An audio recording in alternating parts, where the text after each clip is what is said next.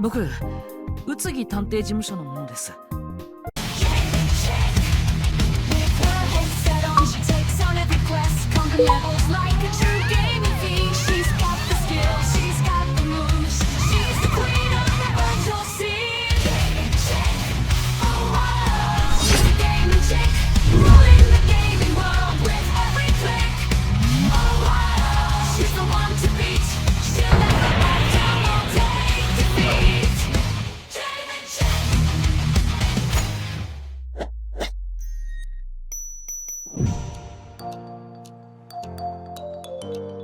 Hello once again, all my chickadees. Game & Chick is back once again with another review. Before we get started, I want to give a big thank you to the folks over at Nintendo for providing me a review copy to make this review possible. Thank you so much. So now with that said, let's get on to it. Emio the Smiling Man is a new entry for the Famicom Detective series, and it is developed and published by Nintendo. With this series being dormant for so long, fans of the previous titles have been wondering will it ever see the light of day again? And now here in 2024, that question has been answered. But now even more questions are brought forth. Was this the correct timing to bring this series back to life? Or would it have been warranted to leave it taking a little nappy-tappy? Only one way to find out, so let's go! Story. Solve the tragic death of a student where a creepy clue recalls cold cases from the past and an urban legend about a killer with a disturbing modus operandi. Gameplay. Okay guys, raise your hand if you ever thought you'd see this franchise alive again. Let's see now. 1, 2... Okay, only 2 out of like 60,000 of you. That's actually more than I thought there would be. If we're being honest, I fall into the category of the audience members who did not think this franchise would ever come back because it's been so dang long. For those of you not in the know, the Famicom Detective Club franchise is a series of mystery adventure games that is developed and published by Nintendo, which were originally released on the Famicom Disk System in the late 1980s, and was one of the premier series at its time that basically pioneered the visual novel genre that millions of people love today. That took a novel narrative standpoint and intertwined that with interactive storytelling using detective work and set the foundation for narrative-driven games to stand on till this day. I mean, maybe it's not as iconic as Plumbers Don't Wear Ties, but hey, we can't all be winners, right? All jokes aside, the first title, The Missing Heir, released in 1988 and let the player be put in the shoes of a young detective investigating the death of a wealthy family's matriarch. Praised for its engaging narrative, varied branching dialogue options, and really eerie atmosphere, Nintendo saw that there might just be franchise potential here and proceeded to immediately begin work on the follow-up title, releasing in 1989, named The Girl Who Stands Behind. Okay, who is this girl and who is she standing behind, huh? Okay, it's not in the literal sense. But here in this title, it acted as a prequel that had you explore the backstory of the protagonist while also investigating the supernatural disappearance of a high school girl. This game was also very intriguing due to its usage of point-and-click mechanics and required players to use their brains and piece together clues through their conversations and their own exploration. While these games in Japan were a huge success over there, they never really got the chance to shine outside of the country for quite some time due to the Famicom Disk System being as popular as putting anchovies on pizza.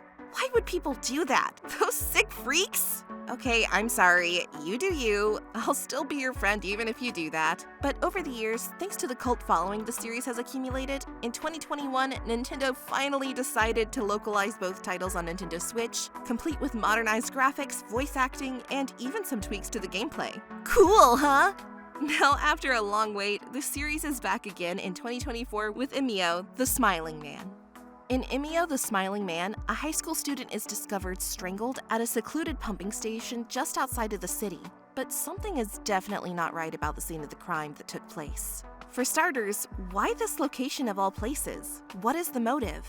Unsettling even further is the lack of a murder weapon, because how are you going to discover the nature of the crime without it, other than spending $3 a minute to call Miss Cleo to come help you solve the case? But I think she's in jail now, so she can't help us now. Silly Miss Cleo. Bet you didn't predict that one coming, did ya? However, murder weapon aside, a key importance at the scene of the crime is actually found.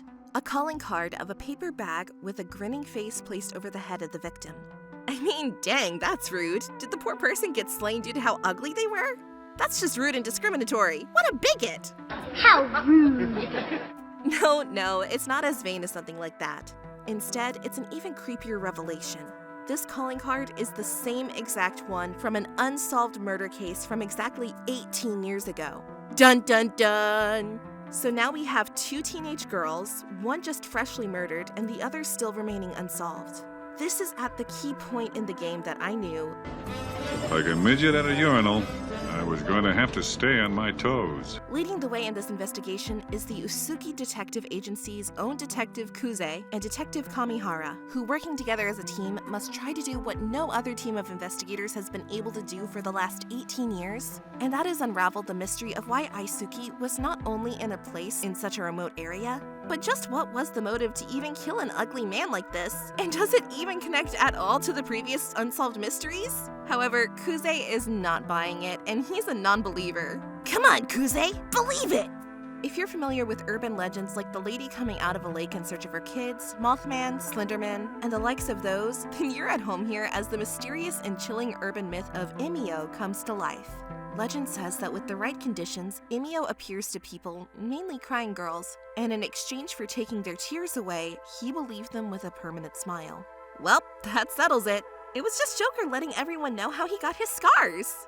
Wrap it up, boys, we're retiring. Freedom 35. Oh, if only it were that easy. For there is a big catch to Emio's game. If the girl laughs, Emio will leave them completely unharmed. However, if they do not, they will meet their very grim fate. Yikes! Can you imagine if Fozzie did this every time someone didn't laugh at his jokes? The entire world of the Muppets would be wiped off the face of the earth. Waka waka waka!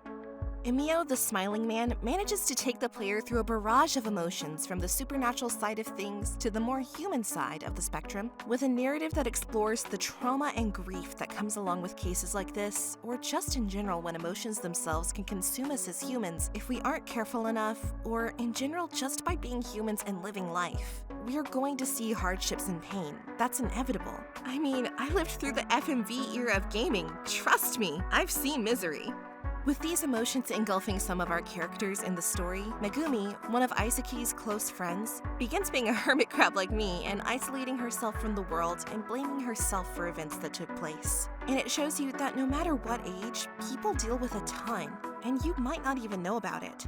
If you haven't noticed yet, I haven't really focused too much on full-on gameplay yet, have I? Well, that's because these style of games are very narrative-heavy in the visual novel department, with story and characters carrying the weight of the game that blends mysteries with revelations, and proves sometimes facts, especially in a murder case, can be a lot stranger than fiction. But just because I said it's more narrative-heavy over gameplay doesn't mean there isn't any gameplay at all, you weirdo! Like the previous 2 entries in the series, the gameplay again focuses a lot on the visual novel format, which to proceed has you cycling through various choice dialogue options, observing people and their personalities, and gathering clues so that you may examine items to make sure you have all that you need in order to move further with your investigation. That's basically it. While I can see how that would be a bit underwhelming, especially with the way it can stifle a player's ability to explore areas at their own leisure, to make them more immersed in their detective work, like some other styled games like this have evolved over time, even so, the characters and mysteries still are able to keep your attention enough to cope with the fact that the investigation and further exploration only opens up in the bottom half of the game towards the final chapters. Yes, it's Emio's Final Fantasy XIII wait 30 hours for it to get good moment. But honestly, Emio does a lot better to hide that fact than Final Fantasy XIII, so it's a much easier pill to swallow. I've definitely played worse, but it's definitely one of those gotta be your cup of tea type of games. While the gameplay sections don't really set the world on fire and fall in the lap of what people consider simple, I'll reiterate the strong point of this game is storytelling and a story that keeps you guessing and holds all cards in its deck till it's ready to be played by using the art of strategic clues and red herrings that challenge players to separate what can help with their case and what is detrimental to it. It's definitely nowhere near perfect, because again, there's a lot of reading, waiting, and listening to be had, and some characters in this game are less than convincing, or rather any good at all. In mystery games like this, you want to feel like you uncover secrets yourself, or is it your intellect that breaks the case wide open so that you can feel a sense of accomplishment, right? Like luring your friends to their death in Dragon Ball Breakers because they were going to leave you behind, so you said to heck with that, I'm pulling an Andros, and if I go down, I'm taking you with me!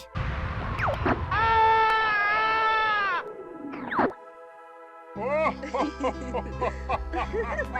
enjoyment and self-discovery can be hindered a bit by specific characters who show way too much that they're involved in some shady business, by overly telegraphing their motives and making their actions a little too transparent, and it becomes a bit of a case of sometimes knowing how things are going to play out before the conversations are finished, and that can be a major bummer.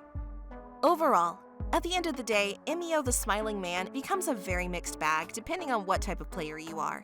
Due to its slow-styled moving page, due to novel-based narrative, and less emphasis on full gameplay besides point-and-click and observing, fans who want more action in their games might tend to frown upon what is being built here, and it might not exactly be their cup of tea. However, if you're a fan of novel-based titles that heavily focuses on characters, urban myths, detective solving, and diving deeper into the human complexities of our emotions, then this title would be right up your alley. So what is the verdict here? Well, it's hard to say one way or another, since this is one of those niche titles that can go either way for any given player at any moment. But I guess I'll just say, if action is more your forte and you aren't into novel titles, then Emio the Smiling Man might not be the best choice for you unless you wait for a price drop to scratch that curiosity. However, if you are a fan of titles like Ace Attorney and novel games in general, then I highly recommend you picking this one up, because even if some conventions of the 1980s games don't hold up when put into today's standards, the narrative and story carries you ultimately to a fun time. So with all that having been said, my verdict is clear. Game and Chick says buy now if you love story-based titles, and wait if you prefer action-based games. Wait, Chicky, no!